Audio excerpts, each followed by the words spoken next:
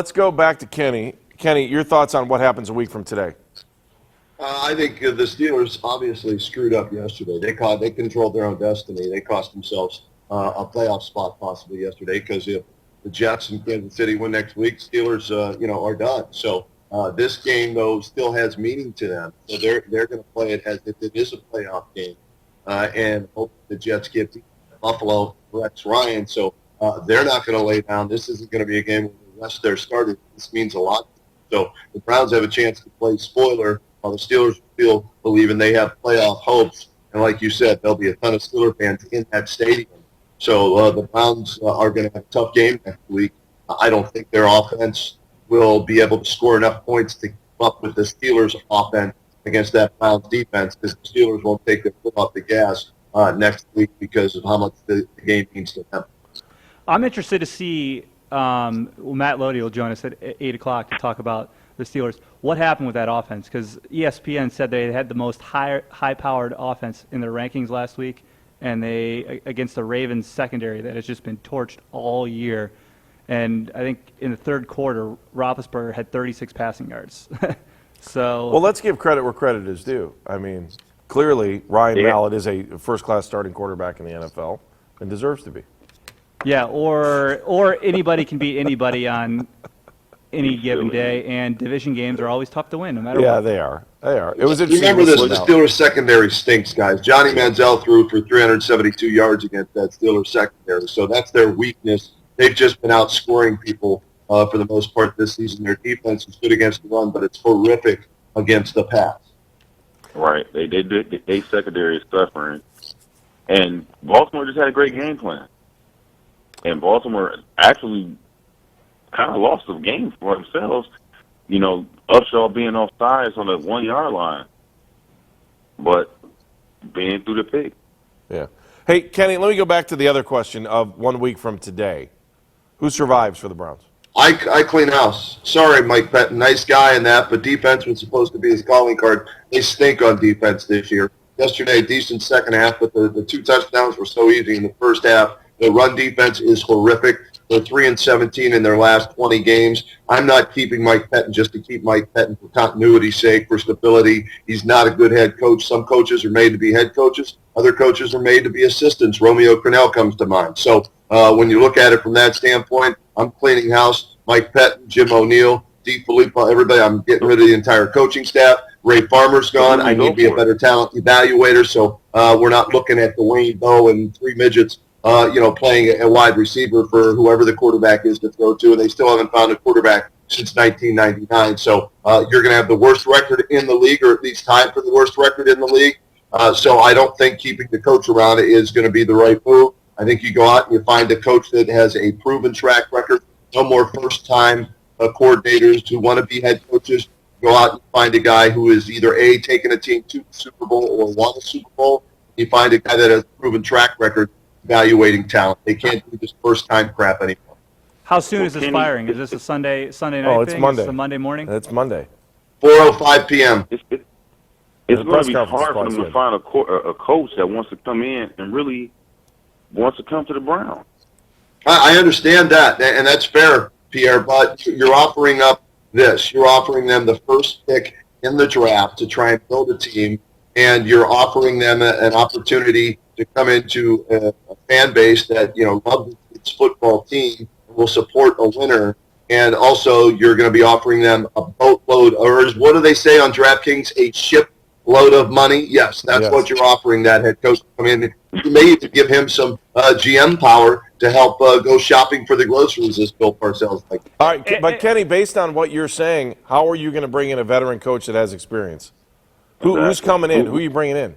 Well, Bill, when Ryan Billick's out there, and for some reason he hasn't received any opportunities, and I don't know what if he's been blackballed or whatever it is. You might have Sean Payton, who could be available with the New Orleans Saints, making some changes at the end of the season. Let's see who is around or available once this season comes to an end, because I don't think Cleveland is the only place where there's going to be a head coaching pick. Here's a random name that I think is a long shot. Bill Cowher. Any chance he comes back? No, Bill Cowher's loving what he's doing. And I think he enjoys watching the Browns lose. Let's be honest. Wouldn't you? He started there. He started. He was a special teams player. I mean, Yeah, but he doesn't want to come back and coach in Cleveland. Why would you? Unless you're going to be the guru. Unless Jimmy handed him the whole franchise. If Sean Payton gets the job, it's going to be New Orleans North. What about Chuck Pagano? Does that do anything for you guys? No. Neither one of you? No. Nothing. All right. Well, that was a quick conversation. Let me ask you. I'll ask both of you guys this. You know, let me hold on because I got a couple questions I want to ask you. I do want to bring Howie in because Howie's in for a rough week. So Howie, how are you? I'm doing fine, Andy, and yeah, we're ready for a shitstorm. Yeah, I don't think it's going to be fun at all to be right there in the bowels of Steeler territory. Your thoughts on this? And the bad thing is, it's not going to be televised locally. They're only going to have the Ravens game on, so we'll have to be at the bar with 1,000 of them. Oh, with all the Steeler fans will be there? That's weak. Yeah. Fortunately, we do have our own room, so we can hold up to 50 or 60 people. Howie, your thoughts on yesterday's game, and what did we learn about Johnny Manziel? I want to start one other possible coach first. You guys didn't mention he may get fired after yesterday. That's Tom Coughlin. He may be available. Yeah, the list seems to be endless at this point. The question He's is so who's old, coming though. here. Nobody The other. Let me just say this to all three of you: they better hire a general manager first, as I don't want to go through this anymore with this whole the general manager and the head coach aren't on the same page. If they're going to go down with the ship, let them go down with the ship together. Or if they're going to rise to the top, let them do it together. But clearly, what we've seen over the last 2 years is a general manager and a head coach that don't seem to be on the same page. And I got 9 million reasons in Dwayne Bowe to give you that what you need to know, and Justin Gilbert, and I can keep going. True. Kenny, GM first.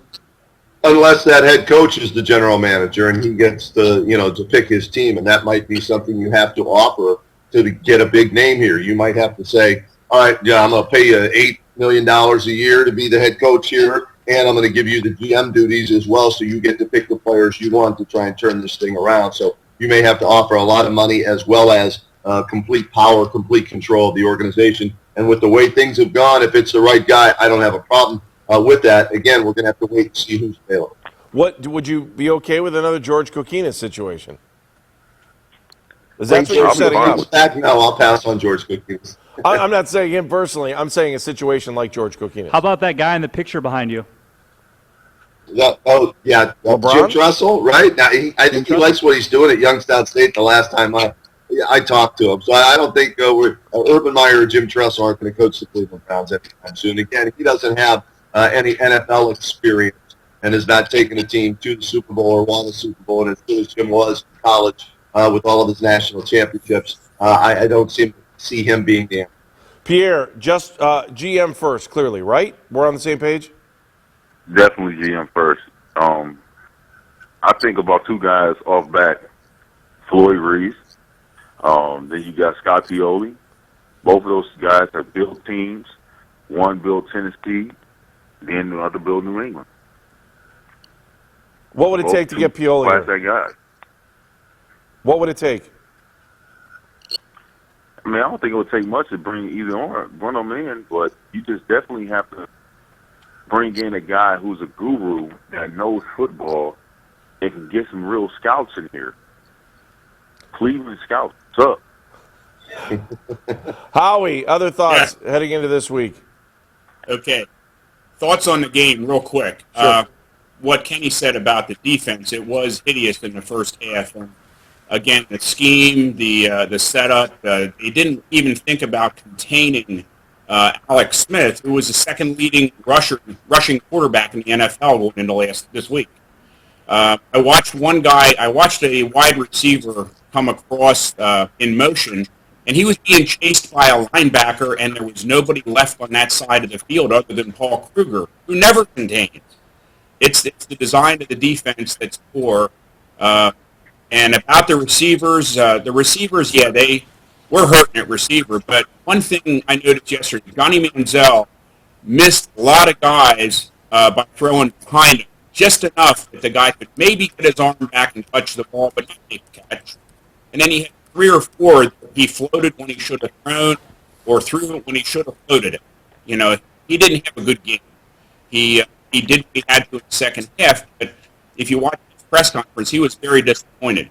And he and Benjamin were on their own page, and that one he threw into the corner, Benjamin saw a post, and Manziel saw a fly, and he threw the fly, and he was at all. All right, Howie, good luck to you this week. And seriously, I mean, just make sure you walk into the bar with like maybe a rain poncho or something, because it's going to get ugly in there. Oh no, I've got a bright orange fedora, and I'm wearing my golf knickers and my Argyles and my patent leather Cleveland Browns sneakers next week. I'm going full tilt. Bad thing is, I'd hate to go to jail like that if there's a fight. Yeah, that would be bad in jail. You may want to. Well, at least you'll have your orange jammies on already, so you'll be good to go. Well, there you go. And the thing is, about all the Browns fans, if we ever get arrested, we do look good in orange. Well said. Us in Tennessee. All right, thank you, Howie. Appreciate it. Thanks, guys. All right, I want to switch gears just a little bit, and Eric, the referee, I need you to tee this up. Thanks, Howie. We'll talk to you soon. Can we tee up the video from Manziel, the Christmas thing?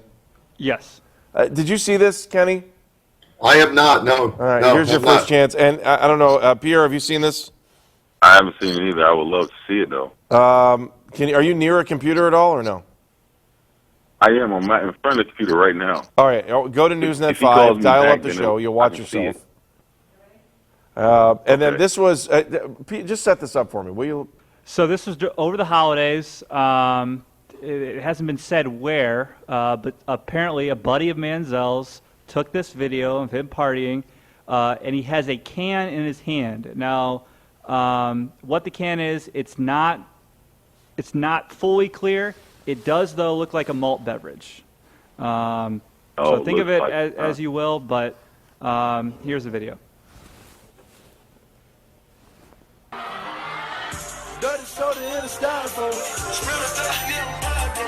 Dress it up and go to Nassau. 200 miles on the dash. All right, well, what do you think? First of all, Eric, break it down for the tragically unhip person like me, the middle-aged white guy that wears dad jeans. What are we seeing in some So of this that was a stuff? music video called The Dab. It's kind of a new trend. Okay, that's the old video. I don't want to see that. Don't we've say already it like seen that, Eric. But, I mean, my problem isn't the video itself, isn't what he was doing in the video. My problem is, why did he let his friend or whoever take the freaking video? Hasn't he learned his lesson? I mean, he should No, he hasn't. at least know that Exactly. if the video gets out, it's going to be a big deal, even if it's something as minor as him just dancing with a can. in his Eric, hand. listen, this guy knows what he's doing. He's an idiot. I'm tired of. You can't use a young age anymore. If he has some type of liquor or whatever in his hand, he's dancing, having a good time. He has to understand he's under the littlest microscope of everything. He's a big fish in a little pond, and he's going to keep doing the same stupid thing. So that's why we're going to draft the quarterback. Kenny? My thoughts on that, hey, he wants to have fun, and that's fine. It looked like he was in a house or something, wasn't at a bar or whatever. Just tell your friends, guys, come on, help me out here. I want to remain friends with you guys, but you're making it hard on me because you're putting me in a bad position when all these videos get out. He needs to step up and either A, cut ties with those friends who continue to put him on video or take pictures, selfies, and put them out there for him. Or B, control them and Bay or Boo Boo or whatever her name is, so there are no incidents on the highway or in the bar or in his apartment or house or wherever he lives. My biggest concern, like I said with Josh Gordon to you, Andy, if you remember going back to the draft a few years ago, isn't when it's football season, it's when it's not football season.